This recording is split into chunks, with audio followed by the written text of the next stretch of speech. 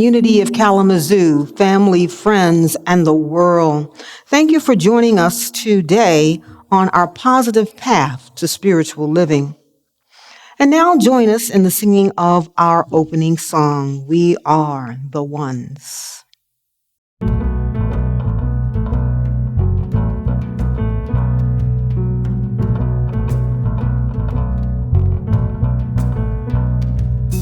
We are the ones that we've been waiting for. We are the ones that we've been waiting for. We are the ones that we've been waiting for. We are the ones that we've been waiting for. We are the mothers who breathe with the Mother Earth. We are the father blessed with gentle strength, the sisters and brothers respected hand in hand, the sons and the daughters who walk upon this sacred land. We are the ones that we've been waiting for. We are the ones that we've been waiting for. We are the ones that we've been waiting for. We are the ones that we've been waiting for. We are the healers who hear the voice of truth. We are the elders whose wisdom guides our youth. The searchers and seekers with wings spread to the sun. The shapers and builders whose work for peace is never done. We are the ones that we've been waiting for. We are the ones that we've been waiting for. We are the ones that we've been waiting for. We are the ones that we've been waiting for. We are the sailors who come back through the storm. We are the dreamers resting in God's arm, the dancers and lovers who move beneath the stars, the masters and teachers whose vision remind us of who we are. We are the ones that we've been waiting for. We are the ones that we've been waiting for. We are the ones that we've been waiting for. We are the ones that we've been waiting for.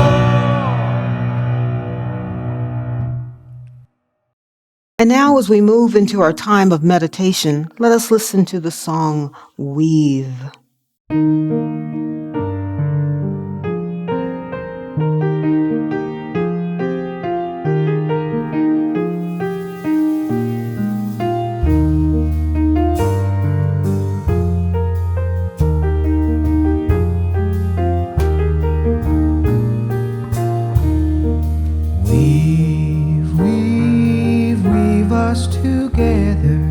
Weave us together to unity and love. Weave us together together in love. We are many textures, we are many colors, each one different from the other. But we are entwined with another in one great tapestry. Weave us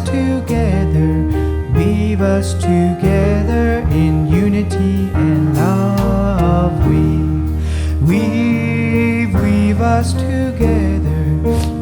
us together together in love. We are different instruments playing our own melodies, each one tuning to a different key. But we are all playing in harmony in one great symphony. Weave us together in unity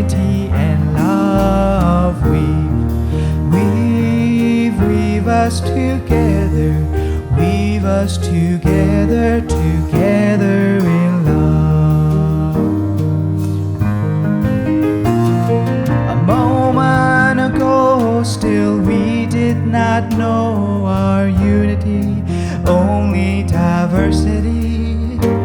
Now the Christ in me greets the Christ in thee. In one great family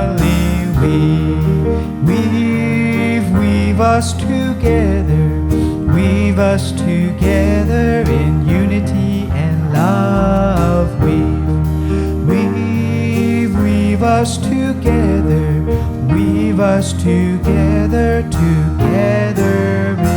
in love.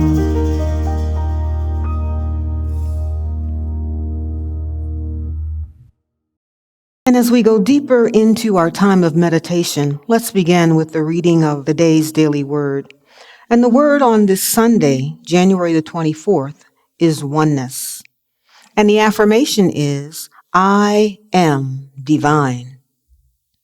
Over the years, I have learned that there is a spark of divinity within me and within all people. This divine spark binds us as members of one family and deepens our awareness of God. Today, my understanding of my divinity expands. My divine nature is so much more than a spark. It is my essence, who I truly am. I realize I don't have to rely on anything outside myself for love, comfort, and guidance. Everything I could ever need from God is already mine and expressing as me. My realization of oneness extends to all people whom I know now and see as fellow divine beings, freed from all illusion and separation. I am aware of the divine presence everywhere, expressing through everyone. We are divine. And from John chapter 17, verse 21, that they may be all one as you, Father, are in me and I am in you. May they also be in us. And now I invite you to just settle in to your chair, to just center yourself, your feet on the floor, and your heart open. I invite you to take a breath and just breathe in the loving light of God and breathe out any tension or worry that may be present. Know that God is the stilling, comforting force in your life. In the midst of a storm, God will comfort your heart and your mind. The peace of God permeates you, every cell, every tissue, every organ in your body. And you feel that peace as a healing presence, as a loving presence, guiding and leading you forward. Take another breath and breathe in, and then release. And know that wherever you are, God is there. And all is unfolding perfectly and in divine order, just as it should. Take another breath, breathe that in, and let those words wash over you. Everything is unfolding perfectly in divine order as it should. And in those words we take comfort. In those words we find peace. Thank you, God. Amen.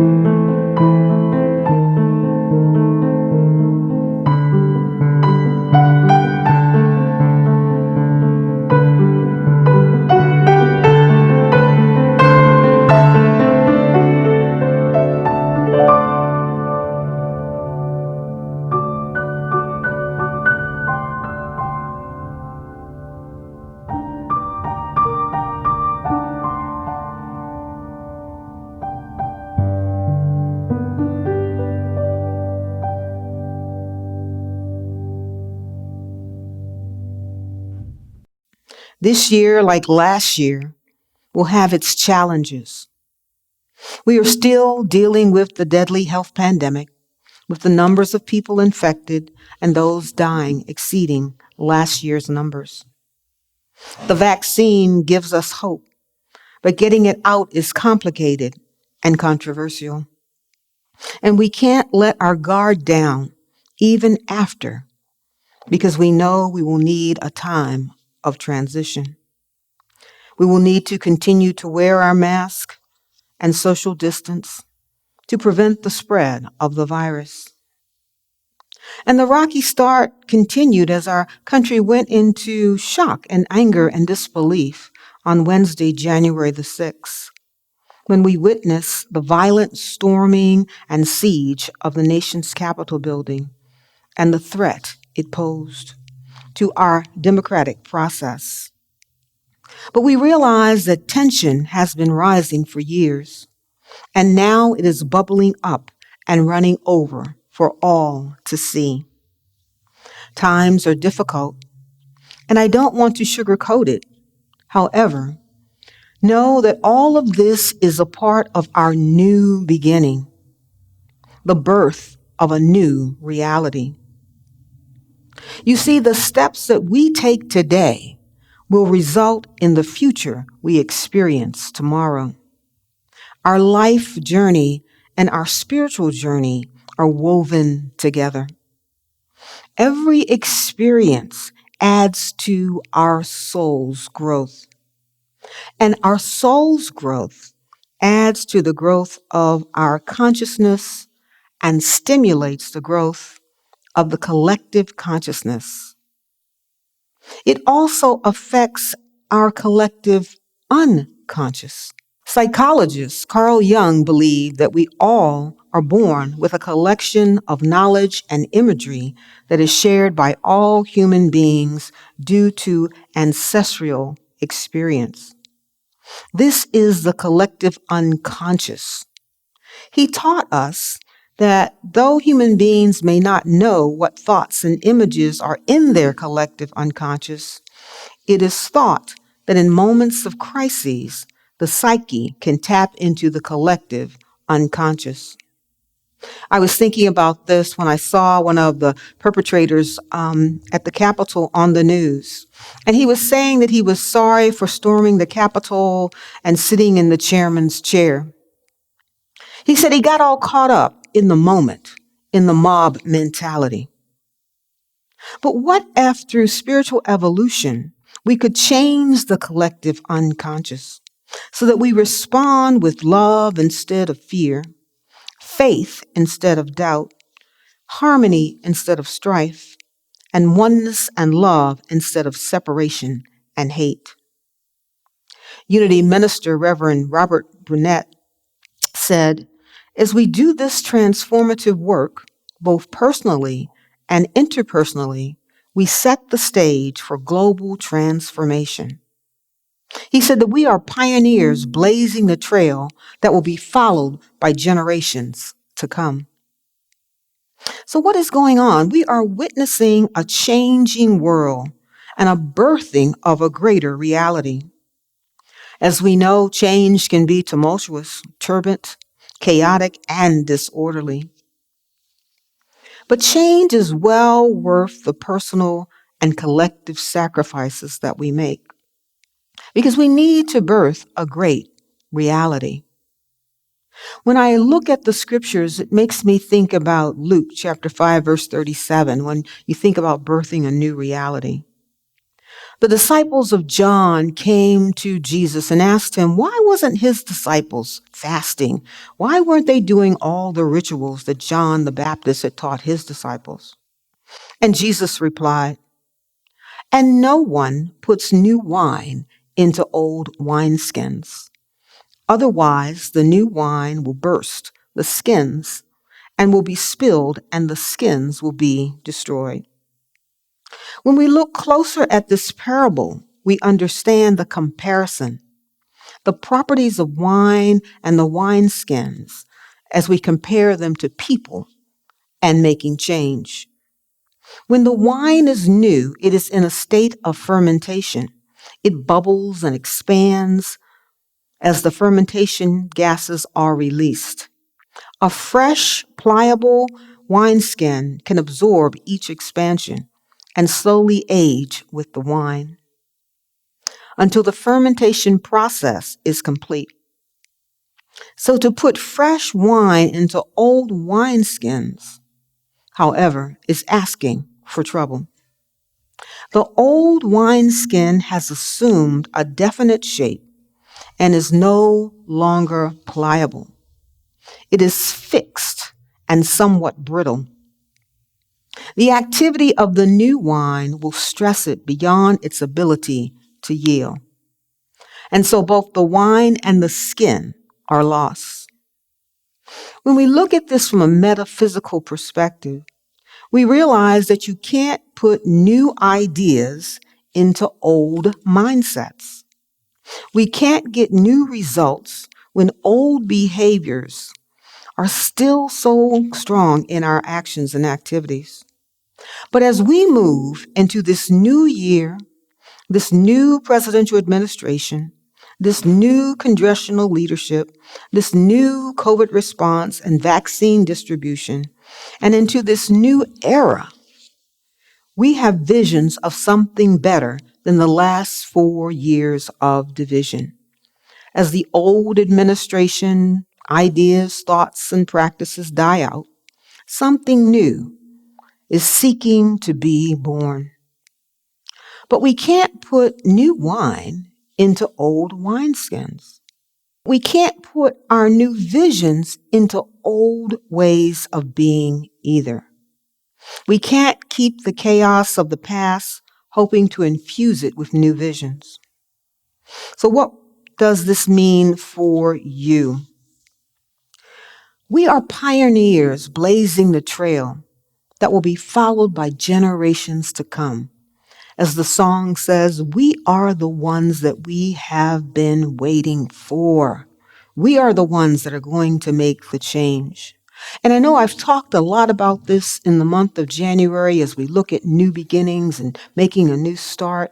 We have to realize that we have an important part to play in all that is to come. And if we want it to be different, we have to make it a different world. So I ask you the question, are you an old or a new wineskin? Think about that for a minute. Are there some old ideas that you are holding on to that you just can't seem to get past? Or are you pliable? Are you ready for the change? Are you ready to make the move? Are you ready to open yourself up to a new process of creating a world that works for all? Will you be able to flow with the fermentation process and make sweet wine? Or are you brittle, unable to hold the wine, bursting under the pressure of change? According to the Revealing Word Metaphysical Dictionary, wine symbolizes vitality that forms a connecting link between the soul and the body. When the new Christ life comes into a mind where old beliefs concerning the body have been held, the body is transformed into spiritual perfection. We want to desire the new Christ life. The wine symbolizes that which transforms us into spiritual perfection. So think about that for a moment. The whole process of winemaking, obviously we don't use wineskins these days, but in the days that Jesus walked the earth, he liked to teach people with everyday things. And so this message is still important to us today about opening ourselves up, being pliable, being able to change, being flexible, because there are far too many people with too many old, brittle ideas. And it's all rising up to the surface as we see. So the wine symbolizes spiritual perfection. It symbolizes new life and vitality in all of us. So in our everyday life, we have to remember that spiritual truth is simple, but sometimes it's hard to swallow. It simply says, love your neighbor as yourself. It simply says that we are all one. But sometimes a simple truth is hard to swallow. Change is the same way. It is simple to make a change, but our limited thoughts, fears, and beliefs get in our way. We want to make a change. We want to do the right thing. We want to open up our eyes. We want to see everybody as our brother and sister, but somehow or another, those old thoughts are holding us back. But as we look around at the world, something is happening. As we look at the United States of America, something is happening. We will never be the same. We can't go backwards. Our unhealed wounds are crying to be healed. We need to make the gigantic leap forward, and it is a big leap. It is a big leap because unfortunately, not everyone wants to bring in the new. Some people are still carrying around the old wine skins and trying to fill them up and keep everything the same. But the fortunate part is that not everyone needs to take the leap at the same time. If you are tuned into the vibrations of the world and the people who are ready and willing, you can feel the undercurrent and the rumble that it's time for change. And this change does not have to come through war or the overthrow of government, but through the change of heart, to the change of mind, to the change of the ways that we reach out and connect with one another. Even though we may not have all of the numbers necessary in your mind or in my mind, I believe that we outnumber those who aren't really ready yet. But they also have a battle going on within them, and sometimes so do we. And so I'm speaking to you because you are someone who is looking for the truth. I'm speaking to you because you are someone that wants to be a part of this move of creating this greater reality. I'm speaking to you because you are a student of truth, of unity, of the principles and the truth of unity. I want to share with you something from one of the greatest teachers in unity, one of the greatest teachings that I have discovered. And it comes from Emily Cady, the author of Lessons in Truth. And Emily Cady, in the book Lessons in Truth, talks about a process called chemicalization. And what's funny is chemicalization was a chapter in the first edition of Lessons in Truth. It was taken out of the book for years and then added back in again because people were getting confused about what chemicalization meant. So she gives an illustration, and her illustration is this. If you put soda into sour milk, cider, or acid fluid, you will witness the agitation and excited action that takes place. This is an illustration of what takes place in the minds and bodies of people when they are introduced to new ideas. There is a stark contrast to their particular beliefs that they have. And so even on the spiritual path, when you come into the spiritual path and you're all gung-ho about learning new things, and then it seems like your world turns upside down. You start saying affirmations and things get worse. Because something inside of you is not ready. It's not ready for the change. So you can feel sick, you can feel fearful, you can feel nervous. It can look like everything is about to collapse around you, and things can seem darker than before. Because this is a clash that happens between the old falsehoods and conditions based on fear and wrong thinking that you hold in your mind. Now, all of us have something left in us that seems to be holding us back from that newness moving forward. And the new thoughts, the old aspects of you don't go out without a fight.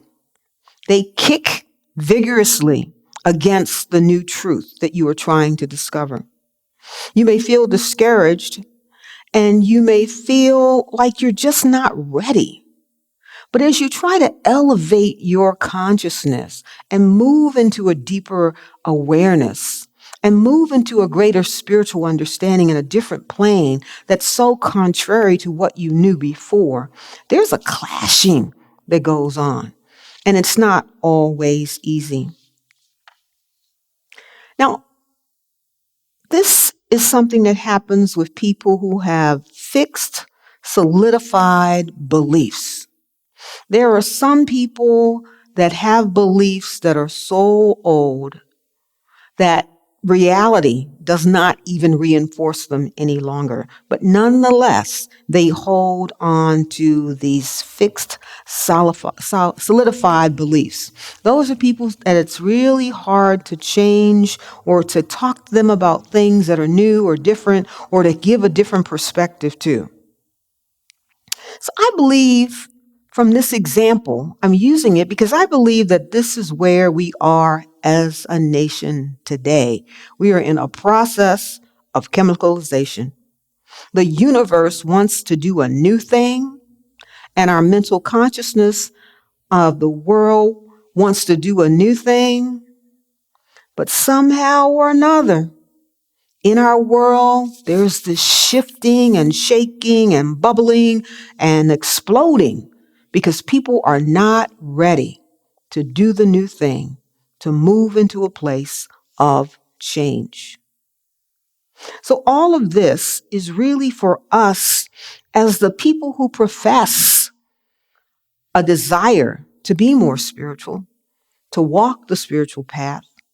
Because the spiritual path is not something new. The spiritual path is really who and what we are. We're just going to live into our oneness and our divinity, that spark that I read about in the Daily Word today. We want to be able to move into what needs to be done. We want this new thing, whatever it is, however it's coming about, to shift and change not only our country, but our world. And it's brought into reality by going through the furnace.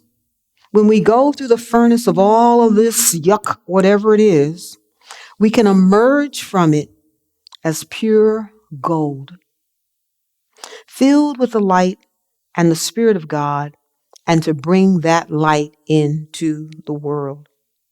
So we can't put new wine into old wineskins. We can't put new ideas into that which is not malleable.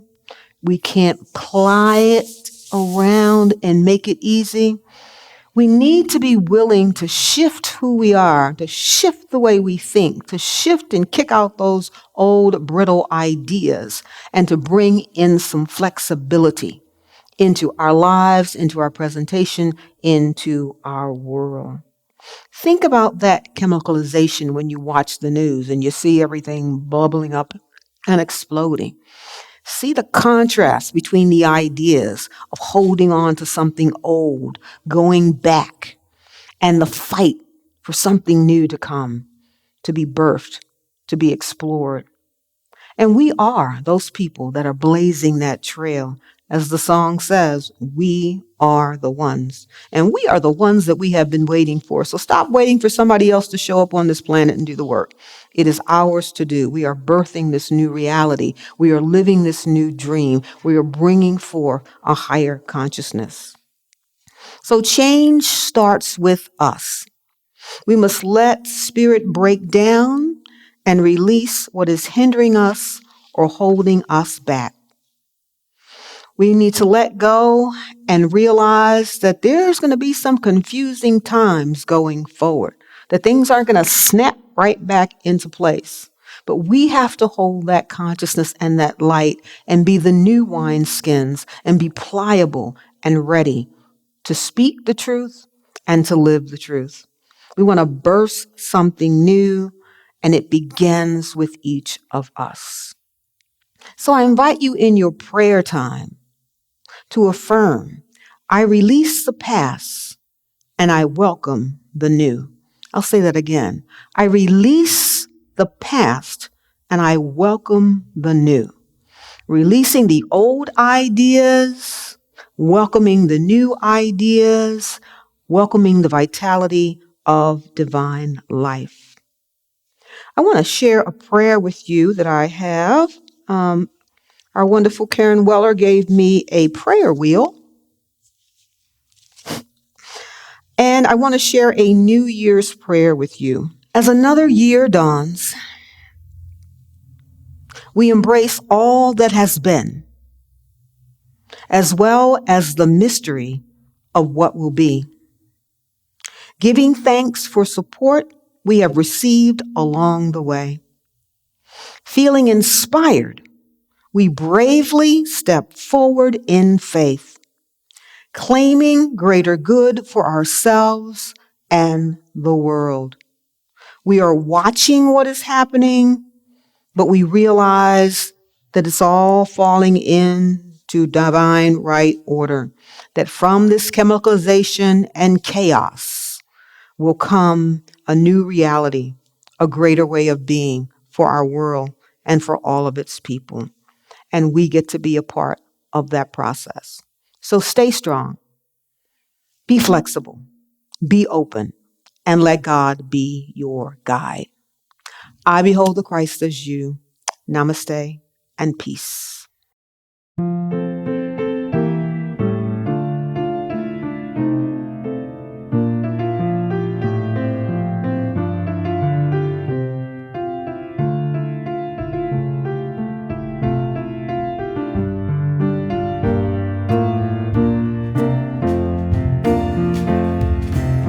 We've come this far by faith, empowered by the Spirit and God's amazing grace. Let us fix our eye on Spirit and boldly run the race. Yes, we've come this far by faith. Now faith is being sure of what we hope for. Faith is being certain what we do not see. For if we know the future, we could not take it in. With every step of faith we take, God give us just what we need. We've come this far by faith, empowered by the Spirit and God's amazing grace. Let us fix our eye on Spirit and boldly run the race. For we've come this far by faith. The saints of old step out in faith and trusted God, even when they could not see the prize. They were merely strangers just passing through the land, looking for the city far beyond the sky. We've come this far by faith, empowered by the Spirit and God's amazing grace. Let us fix our eye on Spirit and boldly run the race. For we've come this far, yes, we've come this far, for we've come this far by faith. So we thank you for your continuous giving to Unity of Kalamazoo. You give from your heart, and that will always bring you a blessing as God realizes that we need a voice of peace in our world. And so let's affirm together our offertory blessing. Divine love through me blesses and multiplies all that I am, all that I have, all that I give, and all that I receive. Thank you, God. And now, as we bring our service to a close, let us affirm our prayer for protection, and then we'll sing our peace song. The light of God surrounds us. The love of God enfolds us. The power of God protects us, as the presence of God watches over us. Wherever we are, God is there and all is well. Yay, God. Thank you, God, for this day.